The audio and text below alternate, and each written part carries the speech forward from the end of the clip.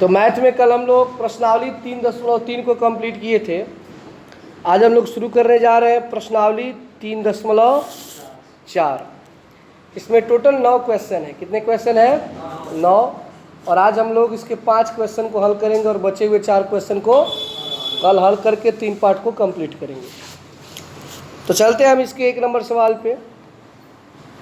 इसका पहला सवाल है कि निम्नलिखित समीकरणों का मुख्य तथा व्यापक हल ज्ञात कीजिए। क्या ज्ञात करना है? मुख्य तथा व्यापक हल। अब मुख्य हल क्या होता है और व्यापक हल क्या होता है, इसको थोड़ा पहले जान लीजिए। जैसे कि आप लोगों को बताया गया है कि मान लीजिए कि अगर आपसे पूछा जाए कि साइन 30 डिग्री का मान कितना होता है, क्या कहेंगे?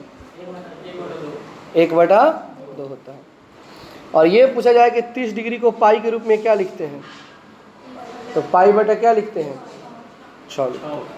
इसको 30 डिग्री पढ़ते हैं। क्या पढ़ते हैं? 30 डिग्री पढ़ते हैं। मान लीजिए 60 डिग्री है तो उसको क्या लिखते हैं? Pi by.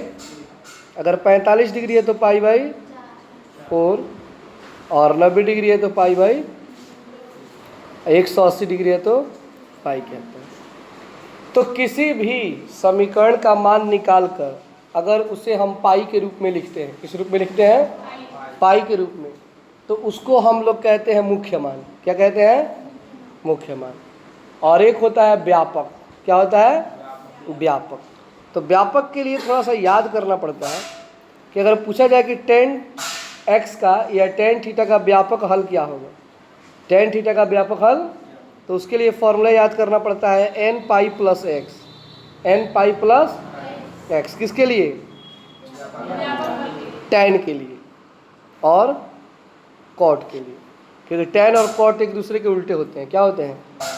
तो tan और cot के लिए याद रखेंगे n पाई प्लस एक्स होता है। उसी तरह cos और sec एक दूसरे के उल्टे होते हैं। cos x और sec x एक दूसरे क्या होते हैं? तो इनका होता है 2n pi plus minus x. उसका था n pi plus x, tan और cot का, लेकिन इसमें क्या लग जाता है? 2 लग जाता है। और यहाँ पर एक टाइप का ये फॉर्मूला ऐसे याद कर लेना है, ठीक है ना। तो 4 को हो गया, बचा कितना? 2 ठो और। तो कॉसेक और साइन एक दूसरे का उल्टा होता है। कॉसेक और साइन, तो उसका होता है n pi plus minus cos के अंदर -1 का पावर n इंटू एक्स। ये होता है साइन और कॉसेक के लिए, ठीक है ना। 6 फलन हो गया। अब आते हैं सवाल को बनाते हैं।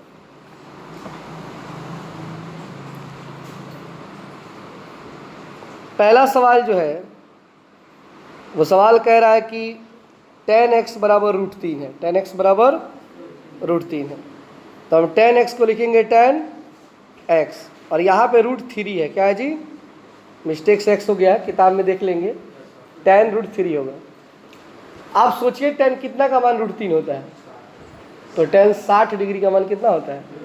√3 होता है। ये याद करना पड़ेगा कि tan 60 डिग्री का मान कितना होता है। तो आप √3 की जगह लिख सकते हो tan 60 डिग्री। क्या लिख सकते हो? और फिर यहाँ पे आप क्या करोगे कि tan से tan को क्या करोगे? कटाओगे, तो यहाँ पर क्या बचेगा और यहाँ पर क्या बचेगा? तो x का x और 60 डिग्री को क्या लिखते हैं? x निकल गया, तो लिखेंगे मुख्य हल बराबर अब व्यापक हल n पाई प्लस x, और n पाई का n पाई लिख के प्लस का प्लस और x की जगह बैठा देंगे पाई बाई 3। ये हमारा सवाल बन गया। कोई दिक्कत इसमें? कोई दिक्कत है जी? x का मान निकालेंगे, जो भी x का मान आएगा वो मुख्य हल होगा। क्या होगा? जिसको कहते हैं प्रिंसिपल वैल्यू। और एक होता है व्यापक हल, जो भी आएगा उसमें n पाई प्लस क्या कर देंगे? x। तो ये आपका दोनों आंसर निकल गया। जैसा कि इसका 2 नंबर समझेंगे उसी तरह ये भी बनेगा। सवाल है कि sec x बराबर 2, तो sec थीटा का उल्टा क्या होता है? 1/cos थीटा, क्योंकि cos और sec एक दूसरे के उल्टे होते हैं। और 2 के बटा में कुछ नहीं है तो 1 मान लेते हैं। और यहाँ पे क्रॉस मल्टीप्लाई कर देंगे, मतलब तिरछा तिरछी गुणा करेंगे। तो यहाँ पे cos x में अगर 2 से गुणा करें तो क्या होगा, और 1 में 1 से गुणा करें तो, और ये 2 गुणा में तो कहाँ जाएगा, तो cos x का मान कितना आ गया। अब cos कितना का मान 1/2 होता है, ये आपको देखना है कि cos कितना का मान 1/2।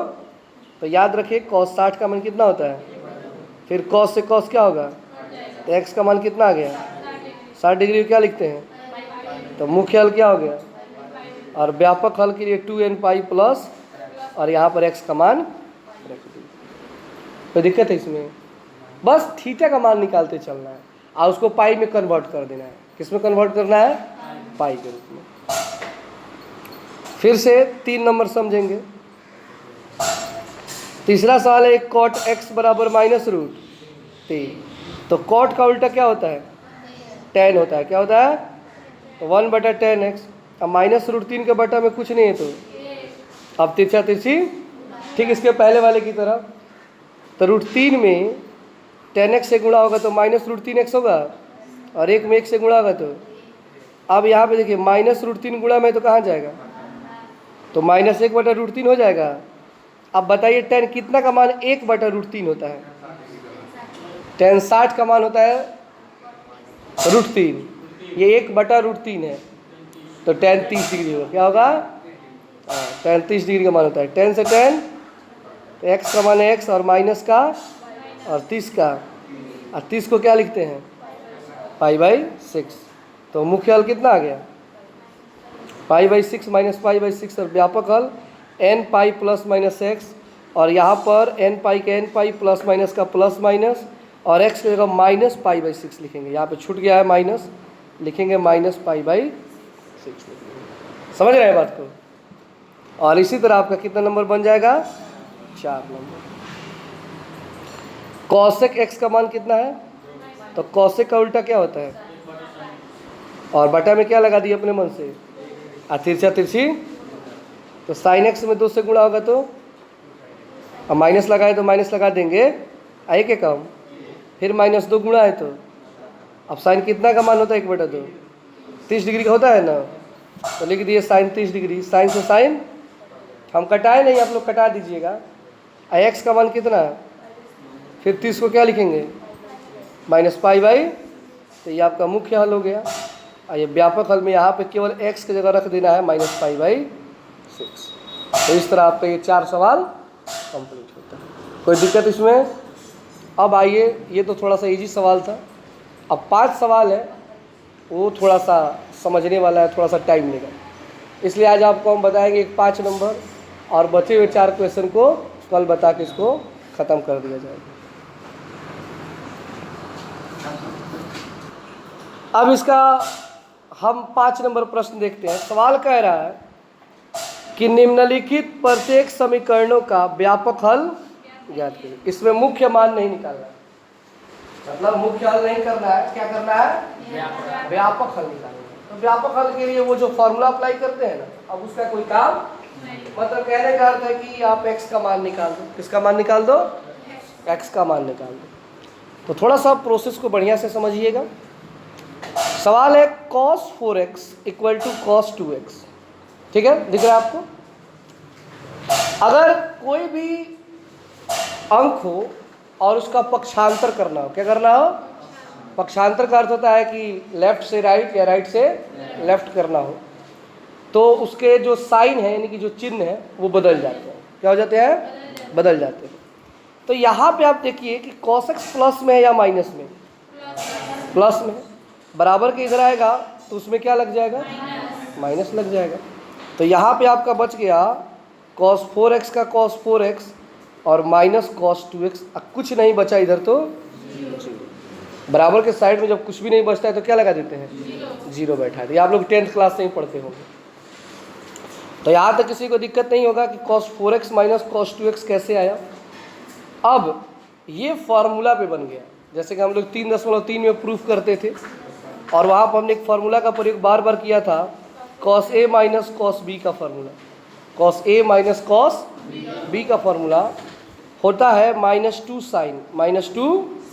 sin a plus b/2 into sine A minus B by 2। ये फॉर्मूला याद रखना होगा, पिछले चैप्टर में बताया गया है, इसमें 2-3 सवाल बने हुए हैं और यहाँ पर भी इसकी आवश्यकता बार बार पड़ने वाली है। तो हमने फार्मूला को एक कोष्ठ में लिख दिया है रेड कलर से। तो इसे आप जब उतारेंगे तो इसको भी आप क्या कीजिएगा, घेर दीजिएगा। क्या कीजिएगा, घेरने से ये पता चलेगा कि ये फार्मूला है, क्या है, नहीं तो पता लगेगा कि सवाल ही बनाए हैं आप। कुछ पहचान होनी चाहिए कि ये सवाल नहीं, ये क्या है, फार्मूला है। तो यहाँ पे आपको देखिए क्या ध्यान देना, 4x जो है उसको a मानना है, मन में समझ लेना है कि a का मान क्या है, 4x है। जहाँ जहाँ फार्मूला में a कहेगा वहाँ पर हम क्या रखेंगे, 4x रखेंगे, और जहाँ पे b कहेगा वहाँ पर क्या रखेंगे, 2x रखेंगे। बस ये पहले माइंड में बैठा लेना कि a कहेगा तो 4x, b कहेगा तो 2x, और इस फॉर्मूले को अप्लाई करेंगे। फॉर्मूला कह रहा है -2 साइन, क्या कह रहा है, तो हमने यहाँ पे क्या लिखा है, -2 साइन। उसके बाद कह रहा है a प्लस बी बाई 2। तो a पूछ रहा है, अब प्लस में क्या पूछ रहा है, तो a का मान क्या है और b का मान, अब बटा में 2 का, कोई दिक्कत इसमें। फिर ये साइन का साइन, अब कह रहा है a में से घटा दीजिए किसको, b को। तो a का मान क्या है और b का मान 2x। तो 4 में से 2 घटा देंगे, अब बटा में क्या लगा देंगे, अब बराबर में जब ये 0 है तो यहाँ पर भी क्या रख देंगे। इसमें किसी कोई दिक्कत है, पूछना है कुछ इसमें, ठीक है। अब देखिए -2 साइन का माइनस 4 गो x और 2 गो x कितना होता है, अब बटा में 2 का, 4 गो x में से 2 गो x घटाएंगे तो अब बटा में बराबर में 0। अब कटा देंगे, 2 तिहाई 2 से कट जाएगा ना। अब बचा आपका क्या, -2 साइन का माइनस, ऊपर 3 बचा और ये क्या बच रहा है, तो 3x, और ये साइन का साइन और क्या बचा है, साइन x इक्वल टू में 0। इन इतना कैलकुलेशन करने के बाद हमारे पास क्या बचा, -2 sine 3x into sine x equal to 0। आप लोग 10th क्लास में एक चैप्टर पढ़े हैं बहुपद। बहुपद में बताया जाता है शून्यक निकालना, क्या निकालना, शून्यक निकालना। और उसमें ये भी पढ़ाया जाता है कि x plus 1 x plus 2 equal to 0 हो और इसमें x का मान निकालना हो तो x प्लस 1 इक्वल टू 0, अब बीच में क्या लिख देते हैं, एवं x प्लस 2 इक्वल टू 0। मतलब कहने का अर्थ है कि x प्लस 1 के बराबर में भी क्या है और x प्लस 2 के बराबर में भी क्या है। जैसे नहीं होता है कि एक पिता के 2 पुत्र होते हैं, तो चाहे वे बेटे अलग भी हो जाए लेकिन पिता का नाम नहीं बदलता है। ऐसा नहीं है कि बेटे 2 थे, दोनों अलग हो गए तो दोनों के पिता के नाम अलग अलग लिखना शुरू कर दिए, ऐसा कुछ नहीं होता है। पिता का नाम वही होता है।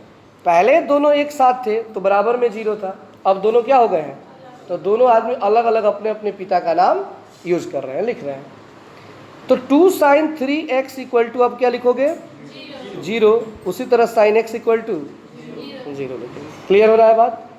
अब इसमें एंड लिख दिए तो आप लोग हिंदी में और लिख लीजिएगा, ठीक है ना। और इतने इंग्लिश से कोई दिक्कत नहीं होता है इंटर में। अब आप यहाँ देखिए -2 गुणा में है तो कहाँ जाएगा, लेकिन इसके साथ तो कोई अंक गुणा में नहीं है, तो जैसे है वैसे उसको उतार दो। बताइए 2 से भाग देंगे 0 में तो क्या आएगा, 0 ही नहीं आएगा। तो साइन 3x इक्वल टू 0 और साइन x इक्वल टू, अब आपको सोचना है साइन कितना का मान 0 होता है, हाँ साइन 0 डिग्री का मान कितना होता है, 0 होता है। तो आप यहाँ पे क्या करेंगे ना, यहाँ पे आप चाहे तो एक स्टेप बढ़ा सकते हैं, sign 3x equal to sign 0 एवं ये साइन x का साइन x इक्वल टू 0 के लिए साइन 0, क्या लिख सकते हैं, साइन से साइन क्या होगा, साइन से साइन क्या होगा जी, कट जाएगा। तो यहाँ 3x बराबर क्या बचेगा, और यहाँ पे x बराबर, हमने डायरेक्टली आपको लिख दिया 3x बराबर 0 और x बराबर 0, ताकि समझ जाइए कि साइन 0 का मान कितना होता है, ये भी साइन 0 का मान 0 होता है। तो 3x बराबर 0 और x बराबर 0। अब ये 3 गुणा में तो कहाँ जाएगा, तो x बराबर 0 बटा, अब 3 से 0 में भाग देंगे तो क्या आएगा, 0 ही ना आएगा। तो डायरेक्ट आप क्या लिख सकते हो, 0 लिख सकते हो। और x का मान कितना है, 0। तो दोनों में आपने क्या देखा कि इसका मान कितना आ रहा है, 0 0 आ रहा है। तो ये आपका सॉल्व हुआ सवाल, कोई दिक्कत इसमें। और इसी टाइप से आपका सवाल नंबर 6, 7, 8, 9, ये 4 सवाल इसी तरह बनेंगे। तो आप लोग इसे ट्राई कीजिएगा कि बन जाए, और नहीं बनेगा तो कल इसको हम बता देंगे, ठीक है ना। और कल आपका 3 पार्ट क्या हो जाएगा, समाप्त हो जाएगा। तो चलिए इसको उतार लीजिए। सबसे पहले चैप्टर का नाम लिखेंगे, एक्सरसाइज 3.4।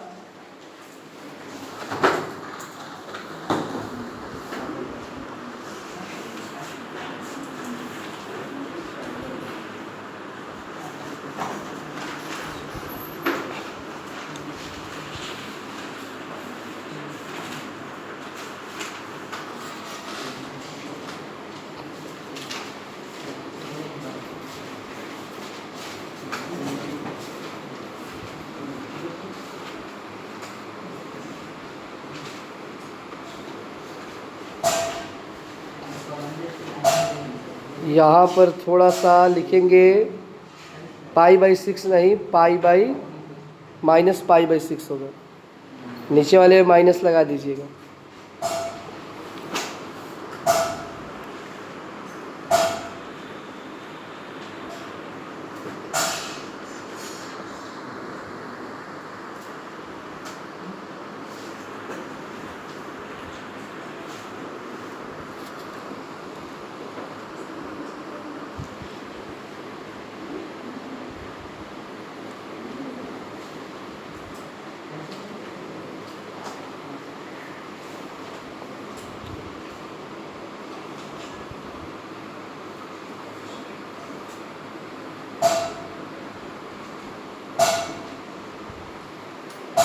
यहाँ पर आप 0/3 की जगह 0 लिखेंगे। क्या लिखेंगे, 0।